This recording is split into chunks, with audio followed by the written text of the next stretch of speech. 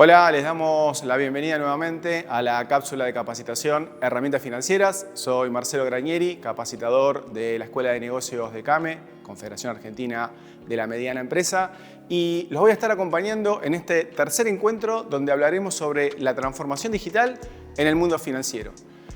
¿Quién soy yo? Bien, me declaro como un Digital Fan, ¿sí? Un Digital and Tech Fan. Soy una persona que siempre vivió muy cerca de la tecnología, soy licenciado en sistemas y también mi vida fue sesgada por el tema de los proyectos. Soy especialista en lo que es dirección de proyectos y en los últimos años me he dedicado más a lo que es la agilidad organizacional, la transformación digital y la innovación.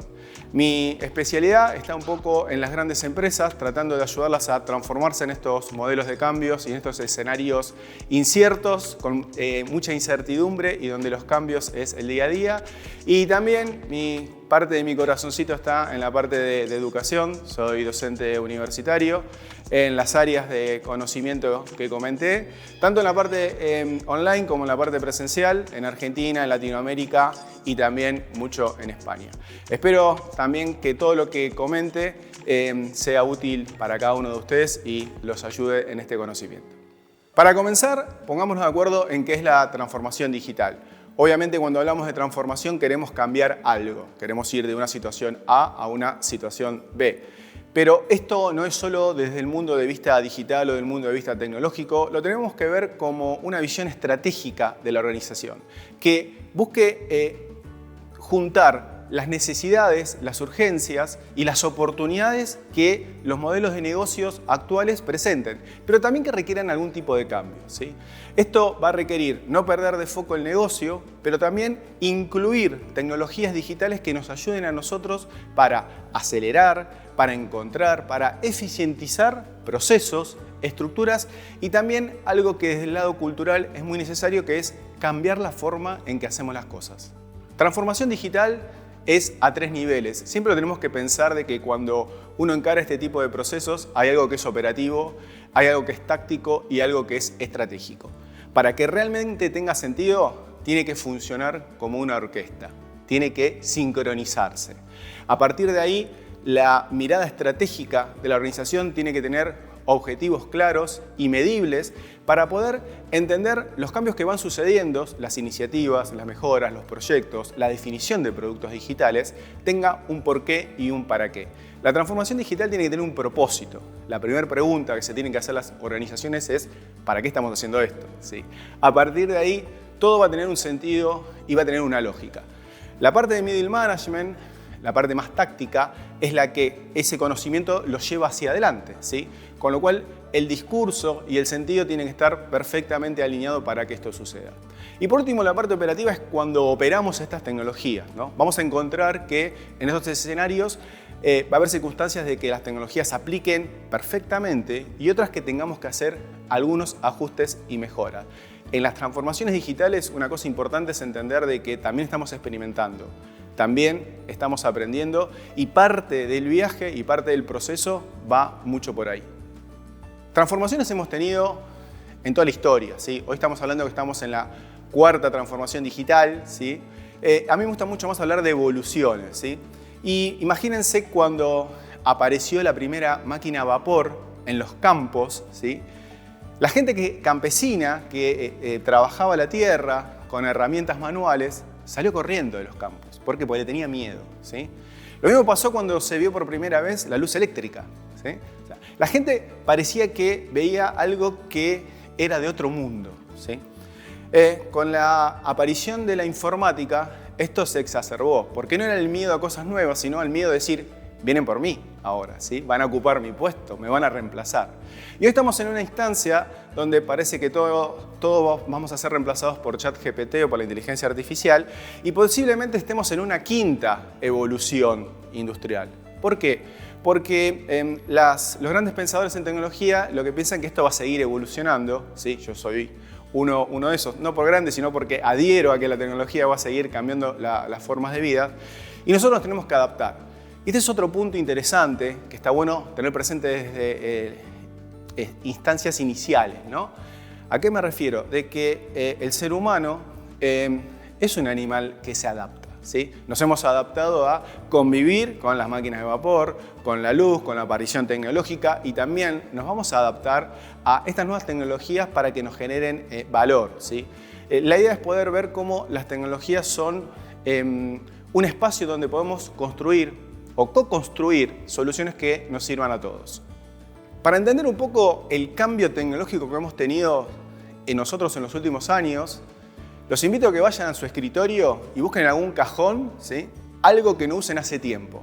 Seguramente tendrán un GPS, tendrán un beeper y tendrán capaz que algún teléfono antiguo que ya no usen. Seguramente tendrán algún Nokia 1100 que todos lo adoramos por su linterna y por su durabilidad también, ¿no? Los equipos Motorola históricos que hemos usado tanto tiempo tienen este sentido, ¿sí? Pero ¿saben que eso pasó no hace más de 20 años? ¿Sí? Y que hoy tenemos teléfonos con pantalla táctil que se pliegan, que se agrandan, que se expanden, ¿sí? Y claramente el Nokia 1100 fue reconocido no solo por su durabilidad y por la linterna, pero hoy tenemos dentro del mismo aparato o lo mismo que llevamos dentro del bolsillo, del saco o del pantalón o en la mochila, ¿sí?, un centro de cómputos tremendamente importante, ¿sí? Piensen ustedes cuántos aparatos tecnológicos hay dentro de lo que es un smartphone, ¿sí? Se pueden geolocalizar, pueden sacar fotos, pueden escribir documentos, pueden hacer pagos, ¿sí? O sea, no solo la utilidad física de hardware que tiene un equipo como es un smartphone, sino también todos los usos que puede tener en otras instancias que nos ayudan en la vida cotidiana. Para comprender la exponencialidad, quiero compartir la visión de una persona que se llamó Gordon Moore, un ingeniero de Intel que pregonó una ley que todos los de tecnología empezamos a utilizar y que nos ayudó como bastión para comprender el crecimiento exponencial que tienen las cosas, ¿sí? Gordon Moore dijo que el crecimiento o la evolución que tenían los procesadores se duplicaban cada 18 o 24 meses. La velocidad que tenía ese hardware tenía esa velocidad de crecimiento. Inclusive el almacenamiento tenía también esa posibilidad de crecimiento, ¿no? O sea, podíamos almacenar más datos con ese vértigo de crecimiento. Cada 18 o 24 meses se duplicaba esa capacidad de almacenamiento. Por otro lado, el costo se reducía con la misma variable. Entonces, si nosotros pensamos en nuestras industrias, en nuestras empresas, en nuestro crecimiento de clientes, es raro visualizar que tengamos un crecimiento tan rápido en ese periodo de tiempo, ¿no? Entonces, ¿qué pasó en los últimos 20 años? Todas las otras industrias vieron que la tecnología tenía ese crecimiento exponencial, entonces dijeron, bueno, ¿cómo podemos aprovecharnos de esto? Imaginariamente, si utilizamos otras industrias como parámetro para tener una idea y vamos, por ejemplo, a lo que es la ingeniería de combustibles o el uso de los combustibles que hoy tenemos para utilizar un vehículo, si esa industria hubiera tenido el crecimiento y evolución de acuerdo a la ley de Moore, cargarías tu vehículo con combustible una vez en la vida y nunca más lo harías. El viaje a la Luna, que duró 3 días en el año 1969, con el mismo nivel de evolución, la industria podría haber tenido el mismo resultado en menos de 1 minuto. Con lo cual, claramente la exponencialidad parece un cuento de ciencia ficción, pero no lo es porque la tecnología es un ejemplo claro que es real. Piensen un poco para atrás y entender cómo vemos películas hoy. Seguramente si yo veo películas todos pensamos en Netflix, ¿sí? Pero hace 10, 20, 30 años atrás era igual. Seguro de los que me está escuchando iba a Blockbuster a alquilar una película y a comer una pizza con los amigos, ¿sí?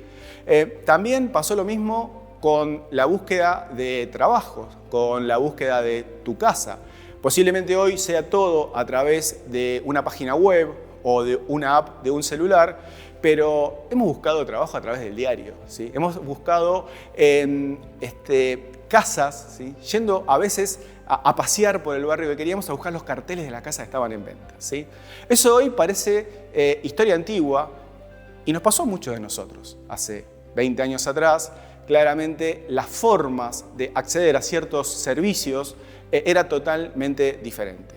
Piensen de vuelta en escribir. ¿Cuánto es la última vez que escribieron una carta a mano? ¿Sí? O sea, es raro pensar en lo que es analógico hoy y no tomar un Word y empezar a escribir lo primero que se nos viene, ¿sí? Siguiendo con la línea de pensamiento y algo que podemos utilizar todos, como puede ser un viaje en avión, ¿sí? Para que la industria aeronáutica logre 50 millones de usuarios a nivel global, pasaron 68 años. Muchas otras tecnologías aparecieron como el uso del vehículo, el teléfono, la electricidad, etc. Pero algo que nos compete, que es el uso de un cajero automático, para tener 50 millones de usuarios a nivel global en la industria financiera, llevó 18 años. Cuando aparecieron las tecnologías y empezaron a aparecer no solo las computadoras, sino las redes sociales, esto se simplificó totalmente. Pasamos de pensar en años a pensar en meses, a pensar en semanas, y a pensar inclusive en días, ¿sí? Redes sociales como Facebook, como Twitter, como Instagram, han tenido un crecimiento tremendamente exponencial y eso ha llevado pocos meses o pocas semanas, ¿sí? Y aplicaciones como Pokémon Go, una aplicación de realidad virtual que tuvo su auge no hace mucho, solo le llevó 17 días llegar a 50 millones de usuarios. La pregunta acá para pensar es, ¿cuánto a nosotros en cada uno de nuestros negocios o en cada una de nuestras industrias nos llevó o nos llevará llegar a 50 millones de usuarios? Y obviamente si hablamos de tecnologías no podemos dejar de hablar de algo que seguramente en las conversaciones de los chats de mamis y papis en el fútbol o en cualquier otro lugar en el almacén aparece, que es ChatGPT. Bueno, a ChatGPT llegar a 50 millones de usuarios a nivel global le llevó 2 días. Con lo cual, para cerrar un poco la idea de transformación digital, entendamos de que uno de los objetivos de la transformación digital es obvio, digitalizar, ¿no? Llevar procesos asincrónicos a procesos digitales, ¿sí? Pero ese es el primer paso. Cuando hablamos de transformación, hablamos más de una adopción de formas de trabajos diferentes, de ecosistemas de los cuales tenemos que aprender, ecosistemas que tenemos que construir y ecosistemas que vamos a tener que romper. Esa es una realidad. La transformación digital es un cambio cultural en las cuales las empresas empiezan a debatir y empiezan a pensar si sus negocios tienen que seguir siendo esos o si tienen que explorar nuevas alternativas y modelos de negocios y formas de hacer negocios, por ejemplo, canales, por ejemplo, productos digitales, por ejemplo, abordar sociedades, inclusive a veces con la competencia, ¿no? Eso realmente es un cambio de mindset muy fuerte que en las organizaciones está sucediendo en los últimos tiempos. Otro punto interesante es pensar de que cuando hablamos de transformación digital, claramente uno dice, bueno, hay que meter tecnología, sí, pero la tecnología no es el fin. Es un elemento que nos sirve para ayudar los procesos de cambio. Hay tecnologías que van a tener un apego mucho más sencillo, una adaptación o adopción mucho más fácil y otras que no va a costar mucho. Ejemplo, si uno piensa en lo que es hoy la inteligencia artificial, que está en todos lados, no es algo nuevo. Inteligencia artificial lleva 50 años o más de desarrollo, solo que ahora encontró su momento de auge con la aplicación de soluciones que le sirven a las personas y también obviamente a los negocios. Lo mismo pasa con la realidad virtual o la realidad aumentada. Tecnologías que tienen 40 años pero que ahora han encontrado su oportunidad. ¿Qué nos pasa a nosotros en los negocios? Bueno, creo que un poco el ejercicio que tenemos que hacer es ver qué adoptamos y adaptamos de forma que a nuestros modelos de negocios nos sirva para hacer ese cambio, para enamorar nuevos clientes, para explorar nuevos mercados y para ser diferentes en la competencia. Si nosotros tuviésemos que tirar esto en una línea de tiempo, claramente lo veríamos como un proyecto, ¿no? Decir, bueno, empiezo acá, termino acá. La idea inicial no es errónea, solo que cuando pensamos en un proyecto, siempre pensamos en una instancia de inicio y una instancia de fin. Y la noticia que les tengo es que la transformación digital es continua, ¿sí? La tendremos que ver más como un círculo virtuoso en el cual continuamente nosotros tenemos que visualizar cuál es el escenario de cambio y a partir de ahí adaptarnos. Entonces, más que un proyecto, veámoslo como un proceso adaptativo continuo, porque el escenario y los mercados van a seguir cambiando. En esta instancia podamos entender que la transformación no es solo digital, pero digitalizar es convertir el proceso, producto o servicio en un bien digital. Y cuando hablamos de bien hay valor, pero no olvidemos que digitalizar es llevar las cosas a unos y ceros, es decir, convertirlo en información siempre que sea confiable, segura y oportuna. Digitalizar es un proceso inicial. Cuando nosotros hablamos de digitalizar podemos pensar también en cómo esto lo llevamos a la exponencialidad. ¿Cuál es el objetivo final? Que lo usen más personas, que se usen en más plataformas, que sea fácil de utilizar para todos y que lleguemos a algo que seguramente nos va a hacer mucho sentido, que es la democratización de su uso y que realmente sea accesible para todos.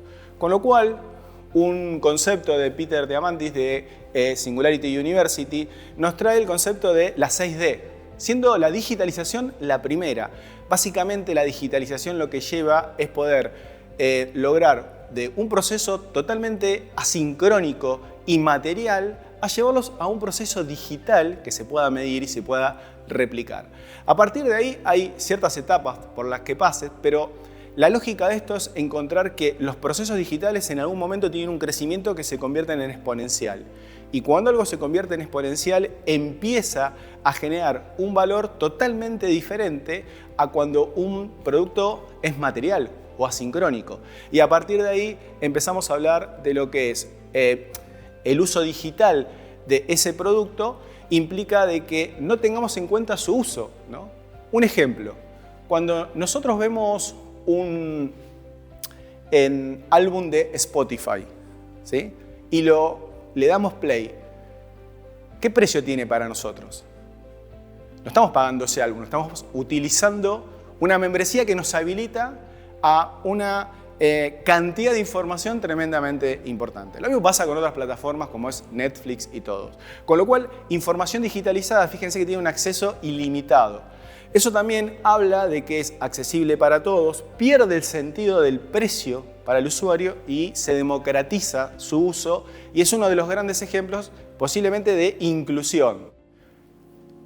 ¿Qué buscan los consumidores del otro lado? Porque hasta ahora estuvimos hablando de los cambios que suceden en las organizaciones, las tecnologías y las empresas.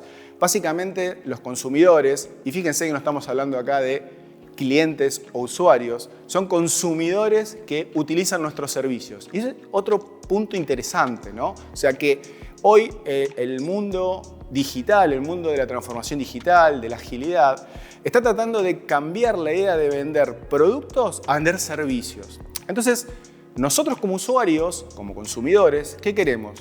Y la verdad es que queremos que los servicios estén disponibles 7x24 todos los días del año. Que sean seguros, que sean fiables, que realmente tengamos un onboarding ágil cuando compramos algo, ¿no? O cuando queremos una tarjeta de crédito o una cuenta o un préstamo. Lo que buscamos también es que si hay algo que no entendemos, tengamos una asistencia humana. A veces no es tan robótica, ¿no? Pero necesitamos a veces el contacto con las personas para que nos ayuden a comprender algo. Y esto es tremendamente importante porque si bien las tecnologías apuntan a ser usable para todos, siempre va a existir un grupo de personas que seamos novicios en ese uso. Que cada vez que aparezca una tecnología o una plataforma nueva, no la sepamos utilizar. Seamos aprendices. Bien. Vamos a tener que asociarnos con los expertos para que nos lleven de la mano y de alguna manera ser coach de esas personas que necesitan, ¿sí?, ese conocimiento para poder operar y para ver el real beneficio que tienen cada una de estas instancias. Buscamos que estos servicios sean en cualquier momento, que sean en cualquier lugar, ¿sí? Y que también no tengamos ninguna barrera en esas instancias, ¿no? Y cuando hablamos de barrera, lo primero que se nos viene a la cabeza pueden ser la moneda, ¿sí?, puede ser el lenguaje y pueden ser las fronteras. Con el objetivo de poder democratizar las tecnologías y el acceso a ciertas ventajas y beneficios que dan todos esos espectros tecnológicos, a veces nuevos y a veces muy innovadores. Obviamente, si lo enfocamos a las finanzas, el Banco Mundial tiene ciertos conceptos y ciertos lineamientos que baja a nivel general y sobre los cuales apalanca todas estas ideas. ¿Cuáles son? Bueno, obviamente tenemos políticas y estrategias a nivel nacional o a nivel regional que busquen la inclusión financiera, ¿sí?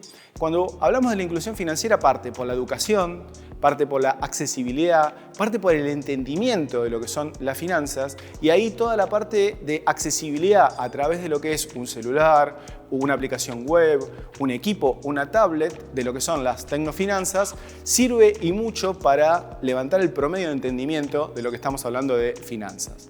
El otro punto es poder ofrecer productos financieros y que los proveedores tengan las infraestructuras necesarias, tecnológicas, para ciertos públicos especiales.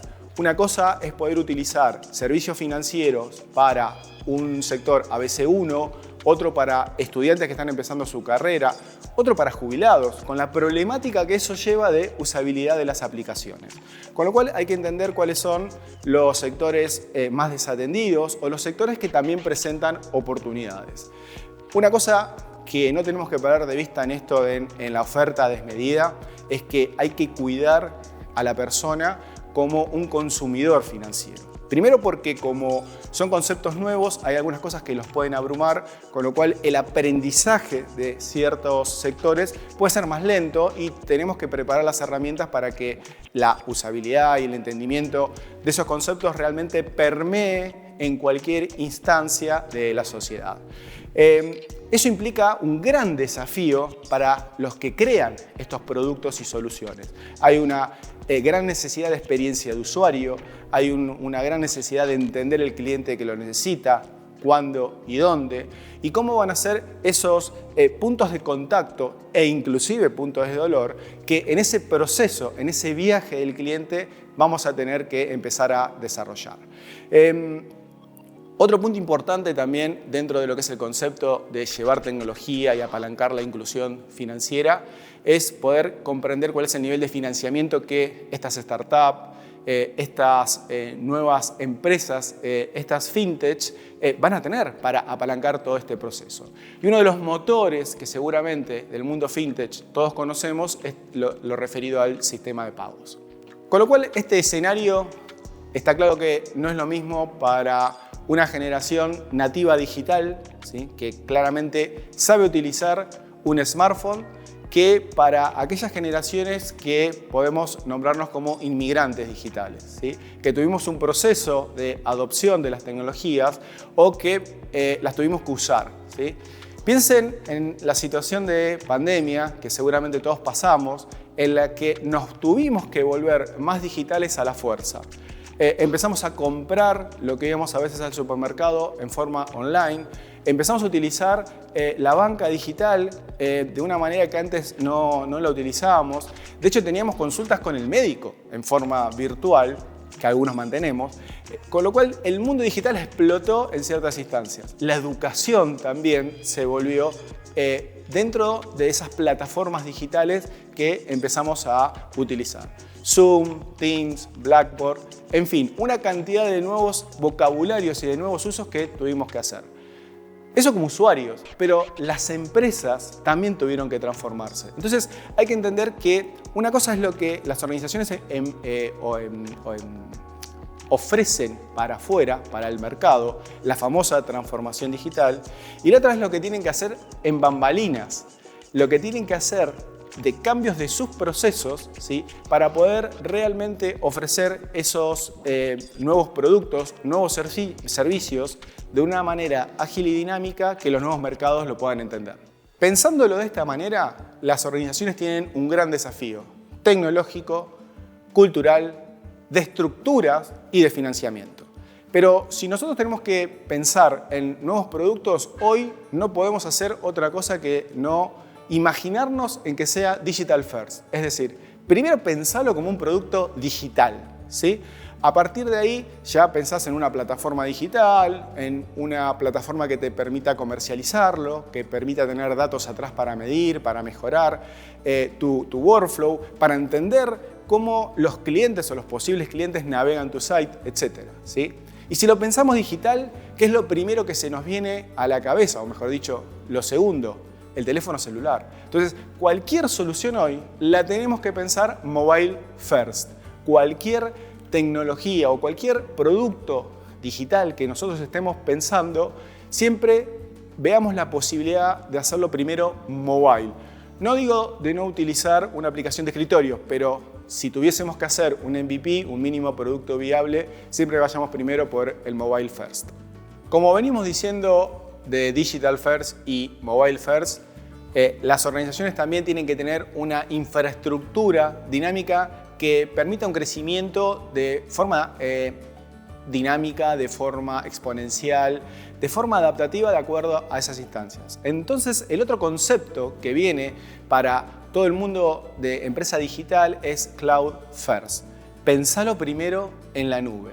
Pero pensar primero en la nube no solo es por almacenamiento, porque lo primero que se nos viene en la cabeza a nosotros cuando pensamos en la nube es el Dropbox, es el Drive, es el OneDrive, es alguna solución que nos permita almacenamiento. Pero hoy somos usuarios de aplicaciones, somos usuarios de plataformas, somos usuarios de software y todo va pensado a que podamos utilizar cosas que están en la nube.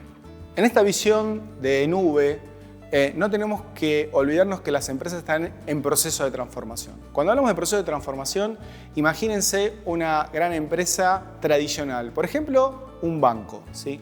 Un banco durante muchos tiempos, una empresa de telecomunicaciones también, ¿no? Han tenido centro de cómputos, ¿sí? Uno cuando iba de visita al banco, por ejemplo, venía de otra sucursal o venía de otro país porque era un banco regional, el CTO orgullosamente, ¿qué te mostraba? El centro de cómputos. Entonces te decía, mirá, este equipo hace tal cosa, este procesa, este cobra, este es el de backup y este chiquitito es el firewall. Bueno, eso pasó hace mucho tiempo, ¿sí? Pero básicamente todo era un concepto on-premise, es decir, yo tengo todo. Yo lo cuido, yo tengo toda la parte del sistema operativo, yo tengo el mantenimiento, tengo el hardware, tengo el software, tengo las licencias, tengo la parte eléctrica, tengo la cantidad de personas que lo puedan soportar. Ahora imaginen que parte de eso podría estar en la nube. Por ejemplo, los servers, por ejemplo, el storage. Claramente eso indica de que parte de la gestión lo hace otro proveedor, lo hace otro especialista. Eso está implicando que parte de mi infraestructura ya está en la nube. Ahora imagínense que parte de la infraestructura relacionada a lo que es el middleware, los sistemas operativos, inclusive el runtime, también sucede en la nube. Esto implicaría que nosotros no tenemos esta gestión del on-premise. ¿Pero para qué nos serviría realmente esto? Imagínense que empresas como Amazon, como eBay, inclusive Mercado Libre, no es que tienen un sistema o un centro de cómputos medio apagado y lo prenden cuando es Navidad, cuando es el Día del Padre o hay una gran necesidad de compras en sus marketplaces. Claramente ese crecimiento sucede en la nube. A un clic ellos pueden tener un nivel de procesamiento y un nivel de plataforma muy amplio para poder resolver la solicitud y demanda de clientes que tienen en ese momento particular. Terminó la demanda pico, ese momento en el cual los clientes compraban en forma continua, bueno, pueden bajar nuevamente esa capacidad operativa que tenían. Con lo cual, el otro concepto para empezar a pensar es pagar por uso. Y el último concepto es que absolutamente todo está en la nube. Desde la parte de arquitectura, la parte de seguridad, la parte de nivel de procesamiento y todo. A partir de ahí pensamos que todo es un servicio. Toda la gestión se la dejamos a un tercero, a un especialista. Ese es el concepto básicamente de, por ejemplo, Amazon Web Services, en el cual hay muchas empresas que utilizan esos servicios para sus modelos de negocio. Eso implica de que la organización pone el foco en el negocio. No pone el foco en lo que posiblemente no sea experto, que es la parte de tecnología. Y esto claramente tiene beneficios para ambas partes. Primero porque yo me ocupo solamente de lo que conozco mucho y en lo que soy experto, que es el negocio, por ejemplo, un negocio financiero. Y la parte de tecnología, de mantenimiento, de licencias, de las personas que tienen que trabajar en eso, de la arquitectura, de la seguridad, algo clave, se ocupa un sector o un proveedor especialista.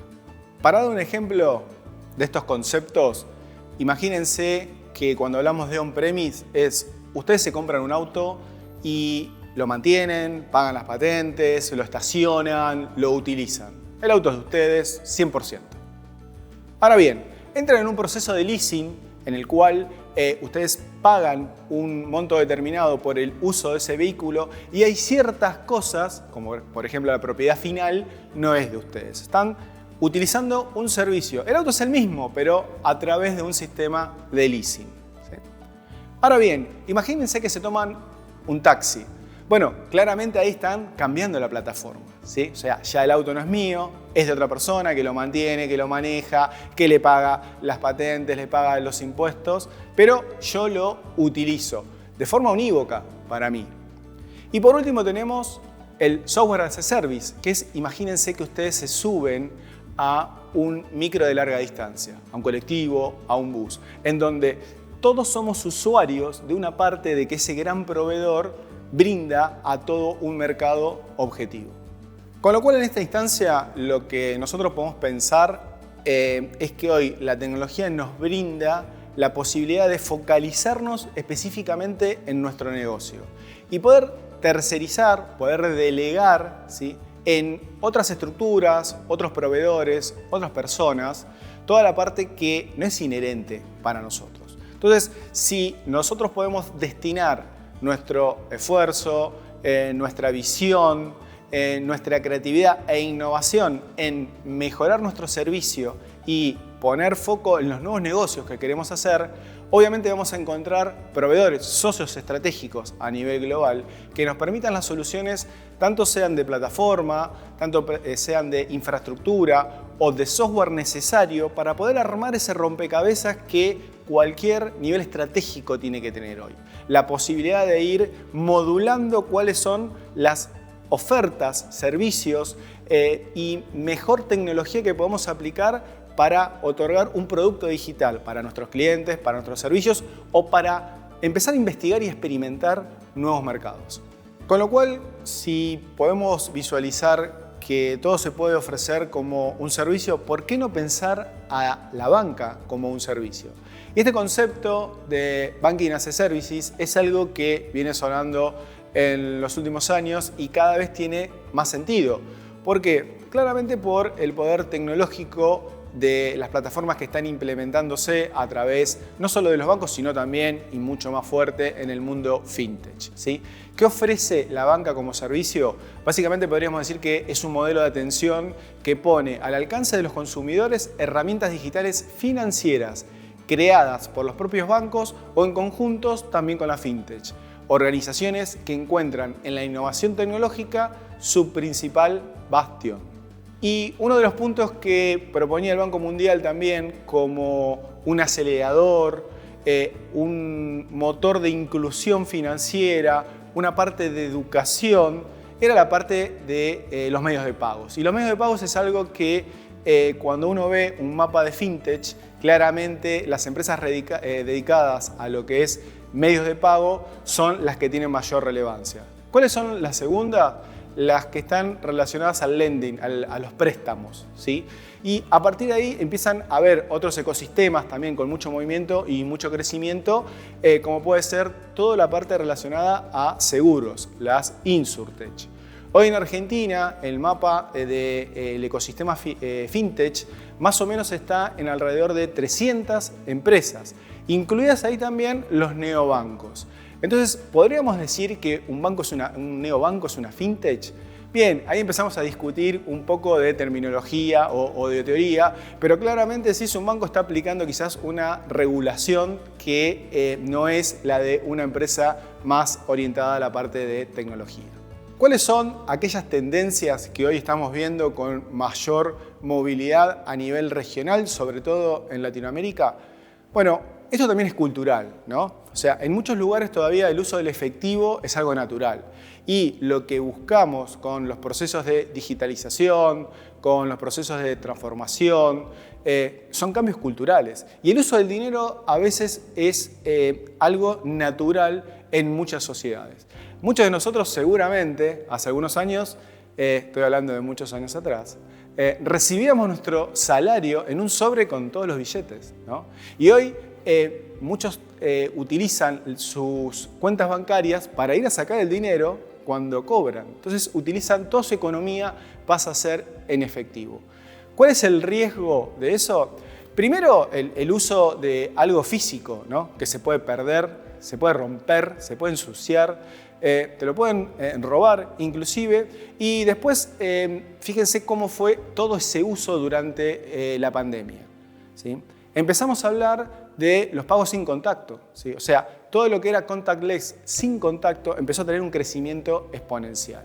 Con lo cual, las aplicaciones de fintech, los bancos, empezaron a poner foco en algo que teníamos todos, que era un smartphone.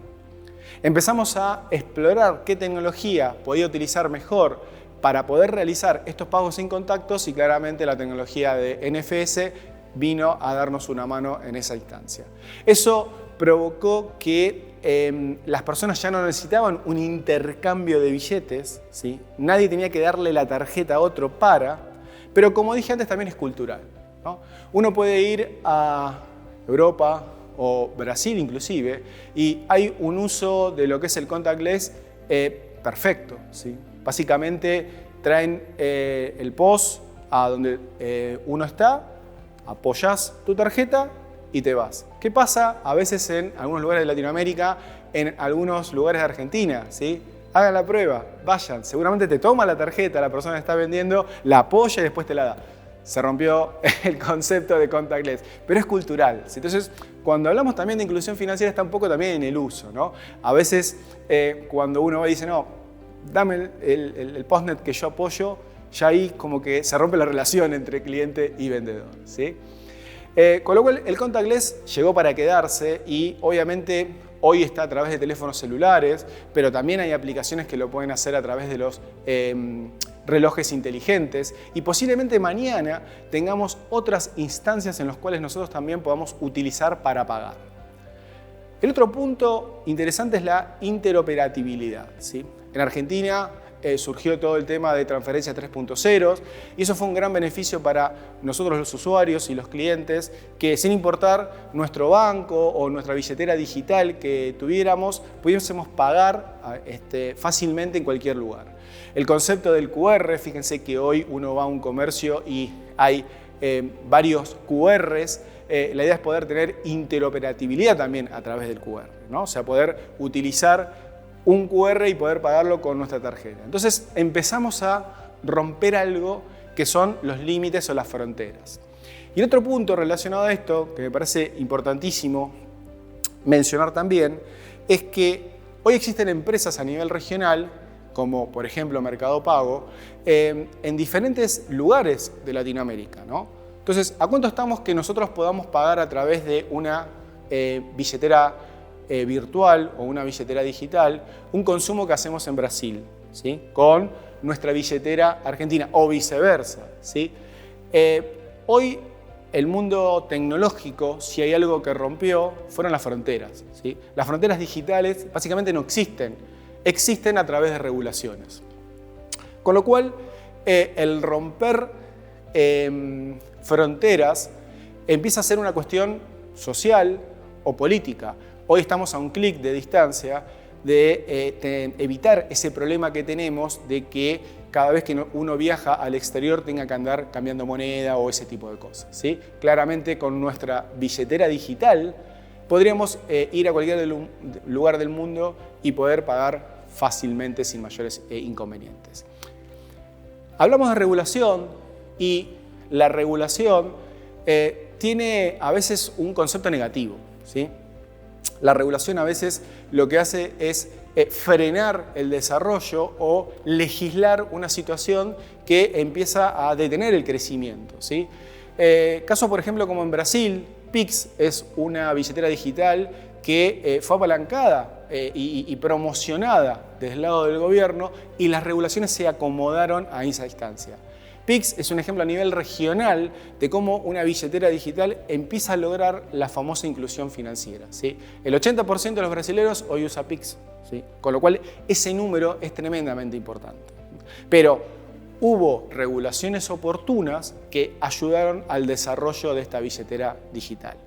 Luego aparecen los pagos de personas a personas, ¿sí? Como obviamente todos conocemos acá, Mercado Pago, pero también en otras instancias como Perú tenés Yapay, tenés en otros países como Colombia, Nequi. Mercado Pago se está extendiendo a nivel regional, con lo cual puede pasar a convertirse en un commodity, ¿sí? Lo cual eso sería fabuloso, no solo para Mercado Pago, sino para nosotros también, que seguramente somos usuarios. Y otras fintech, como por ejemplo Match en Chile, están teniendo también ese comportamiento. Con lo cual, digamos, el ecosistema fintech va a seguir creciendo de acuerdo a cómo las regulaciones también les abran las puertas, los ayuden, los colaboren, los empujen. Hoy los gobiernos están entendiendo esta transformación digital de una manera más ágil y, por ejemplo, en Argentina, el Banco Central está teniendo políticas bastante proactivas en cuanto a lo que es el mundo fintech, ¿sí? De vuelta, Brasil ha sido también un motor importante y hay experiencias de las cuales aprender. Por ejemplo, en México se hizo una ley fintech que obviamente fue muy inicial y no colaboró con el crecimiento 2018-2019 temprano de todo el mercado fintech. Hoy obviamente ya hay otra realidad. Chile también tiene una mirada muy proactiva en cuanto a esto, con lo cual claramente hay que ir de la mano, ¿no es cierto? Viendo cómo las regulaciones acompañan los desarrollos y también facilitan el acceso y el uso de las soluciones financieras a cada vez más personas. Chatbot transaccional empieza a ser también otra tendencia que la mayoría de los bancos empiezan a tener. La opción de poder comunicarte con un asistente virtual por cualquier inconveniente empieza a ser un commodity para muchos, ¿no? Y las transacciones también, aunque sean básicas, transferencias, pago, etcétera, empiezan a tomar un ritmo mucho más veloz a través de esta automatización, ¿sí?, de respuestas y de servicios que presenta el chatbot. Y una última tendencia, también desde mi punto de vista muy importante y que tiene, digamos, una visión tecnológica más fuerte, es la opción de poder pagar con los wearables. ¿Qué es un wearable? Algo que usás, algo que tenés, ¿no? Imagínense mañana que en vez de tener una posibilidad de pagar contactless, ¿sí?, ustedes automáticamente pasen por un sector y paguen lo que compraron, ¿sí? Poder tener un chip, ¿sí?, en un dedo, poder tener un chip metido dentro de nuestro organismo, hoy no es una locura, ¿sí? Porque eso posibilitaría de que, además de poder validar la identidad de la persona por rostro, por retina, por huella digital, inclusive también llevemos embebido nuestra forma de pago, ¿sí? Los sistemas biométricos ayudan muchísimo a validar la persona, pero después hay una acción siguiente que es la de pago. Si esa también la podemos hacer nosotros como seres humanos, realmente es una tendencia que se empieza a utilizar.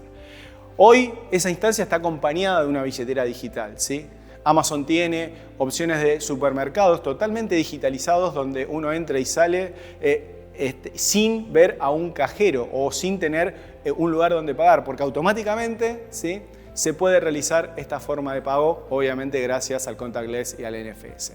Y el Face to Pay es otra opción también en donde, bueno, nuestra cara es una forma de reconocernos, ¿sí?, y los sistemas biométricos tecnológicamente están preparados para identificar claramente a las personas y autenticar las formas de pago a través de estas formas mucho más relacionadas a lo que nosotros somos, ¿no?, que es una forma también de identificarnos. Como ideas de cierre me gustaría compartir con ustedes algunas ideas que algunas empresas a nivel global muy importantes, como el caso de Mastercard, están proponiendo y están mostrando al mundo, ¿no? Una de esas es reimaginar el dinero, ¿no? Imagínense que podamos pagar con otra cosa que no sea plata, ¿sí? ¿Qué sería otra cosa que no fuese plata? Algo que tenga valor, ¿sí? Bueno, correctamente algo que tenga valor hoy es todo el mundo del token, ¿sí? Seguramente habrán visto todo el concepto de arte digital, de que se ha vendido el primer Twitter como si fuese un activo digital, con lo cual a partir de ahí el concepto del dinero pasa a ser otra idea, ¿no? O sea, podríamos empezar a comercializar ciertas cosas o a pagar con token. Entonces viene todo un tema de lo que es una economía tokenizada, en lo cual absolutamente todo puede ser un token. Si todo lo llevamos a un mundo digital, absolutamente todo puede ser un token de valor que nos permita un intercambio sin mayores problemas, ¿sí? Está todo el mundo cripto, obviamente, todo el mundo de digitalización del dinero que tiene mucho que ver con esto, y claramente es un lugar a donde también podemos empezar a pensar de que el dinero tiene otro concepto, ¿no? No solo un dinero digital, sino otra forma de pensar el valor, de comprar y de vender. El concepto de billetera hoy nosotros lo tenemos para pagar generalmente, ¿sí? Pero piensen ustedes cuántas tarjetas tienen en su billetera física, ¿sí? Seguramente tienen la del banco, la tarjeta de crédito, la tarjeta de débito. Si trabajan en una empresa tienen la tarjeta de acceso, tienen el registro, tienen el DNI, tienen la de la prepaga, ¿sí? Bueno, empiezan a ver una cantidad de billeteras que tenemos que claramente se podrían aglutinar en una única billetera. ¿Por qué? Porque si nosotros podemos autenticarnos, podemos tener mucha información digital dentro de ese concepto, claramente podemos movernos por cualquier entorno sin mayores problemas. Somos seres digitales, ¿sí? Imagínense mañana, ¿sí?, que además de poder físicamente ir a un banco, podamos ir digitalmente a un banco. No digo que entremos en una app o que entremos en una web del banco. Imagínense que mañana, y esto ya está sucediendo, en entornos como Web3 o Metaverso, un banco abre una sucursal, ¿sí? ¿Cómo nos autenticamos? ¿Cómo comercializamos? ¿Cómo compramos? ¿Cómo vendemos? Eso está pasando hoy y mucho de lo que es las billeteras omnipresentes nos van a ayudar a validar nuestra identidad y obviamente nuestra salud y vida financiera en estos entornos. Experiencias inteligentes es otro de los conceptos que se vienen. ¿Qué buscamos? Que las experiencias de uso de los productos y los servicios, tanto sea de fintech como de los bancos, para las personas sea inolvidables. Esto implica de que podamos tener los pagos sin fronteras, como comenté previamente, y la opción de poder pagar con cualquier activo que nosotros tengamos. Y la experiencia va a ser no solo por los canales tradicionales que hoy tenemos, que puede ser una sucursal, puede ser un canal digital, puede ser un smartphone, sino también en estas instancias más inmersivas que la tecnología a través de la realidad virtual, la realidad aumentada, nos va a poder llevar a otro escenario donde generar negocios y tener diferentes tipos de experiencias, no solo omnichannel. Y por último, cualquier instancia que hoy pensemos en un negocio nuevo o una empresa nueva, tiene que tener algo relacionado a la sustentabilidad, algo relacionado a cómo impacta en el medio ambiente. Las empresas hoy tienen un sentido mucho más amplio de esto y están relacionadas a los que generalmente se conocen como empresas de triple impacto o sistemas B, donde no solo tienen una visión económica y financiera de beneficio, sino también que hay un beneficio a el ecosistema de personas cercanos donde está esa organización y también cuál es el impacto que tiene desde la sustentabilidad y con el medio ambiente. Con lo cual las finanzas también empiezan a tener este concepto verde que hoy está permeando en muchos lugares, con lo cual mañana también va a ser una situación de selección de nuestros proveedores financieros si las empresas tienen esta mirada de sustentabilidad embebida. Y no menor que nosotros podamos confiar plenamente en los procesos de identificación, en todo donde reside, donde quedan nuestros valores, nuestro dinero, ¿sí? De una manera orgánica, ¿sí? Que no tengamos que dudar en los procesos, realmente en la seriedad que tenga la aplicación en donde yo opere, sea un banco o sea una fintech, ¿no? Claramente esta situación de tener una confianza embebida en todo lo que se hace va a ser uno de los distintivos fundamentales. Para cerrar, me gustaría comentar 3 ideas finales de pensar a la transformación digital como un proceso continuo, ¿sí? Con lo cual, empecemos a hablar de una adaptación constante e infinita. Claramente, esa es la adaptabilidad a donde tenemos que ir. Esto implica también un cambio de mindset y ahí un juego de palabras. Mindset, básicamente, cuando me dicen cambio de mindset, si yo lo intento traducir, es como que me seteo nuevamente en un nuevo concepto, ¿no? Por eso les traigo otro concepto que es el Mindflex. Básicamente también es un juego de palabras, pero lo que tenemos que pensar es un modo adaptativo y flexible de pensar que nos lleve a la flexibilidad para poder amoldarnos a las circunstancias que vienen, a la posibilidad de adaptarnos a los cambios que mercados y clientes y obviamente competencia se nos va a presentar. Entender básicamente cómo la tecnología nos puede ayudar en esas instancias. Y lo último, empezar a pensar en valorizar más que en monetizar. Vamos a una instancia donde no solo las experiencias, sino también las formas de relacionarnos y de hacer negocios van a estar muy orientadas por el valor y no tanto por el billete que conocemos desde que nacimos. Hasta acá hemos llegado en este tercer encuentro de la cápsula Herramientas Financieras. Muchas gracias, un placer compartir todos estos conocimientos y experiencias con ustedes.